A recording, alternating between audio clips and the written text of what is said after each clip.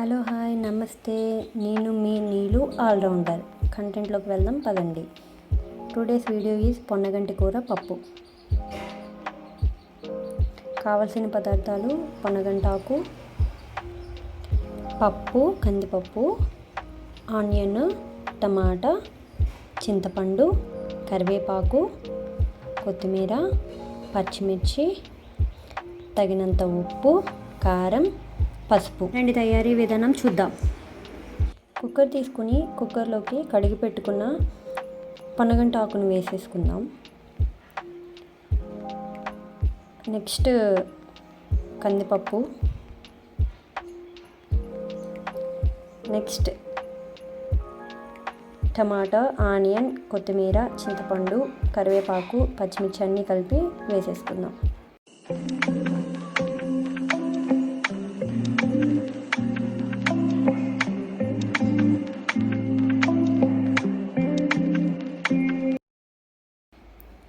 వేసుకున్న తర్వాత ఉప్పు, పసుపు, కారం ఈ 3 ఇంగ్రీడియంట్స్ కూడా వేసుకుందాం.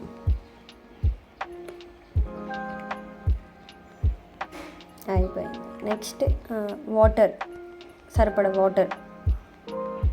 నేనైతే 2 కప్స్ వాటర్ తీసుకున్నాను, 2.5 కప్స్. తర్వాత కుక్కర్ మూత పెట్టేసుకుని ఒక 5 విజిల్స్ వచ్చేంత వరకు వెయిట్ చేద్దాం. పోపు దినుసులు తీసుకున్నాము: వెల్లుల్లి, ఎండుమిర్చి, టేబుల్ స్పూన్ ఆవాలు, టేబుల్ స్పూన్ జీలకర్ర, టేబుల్ స్పూన్ మినపప్పు, కొంచెం ఇంగువ.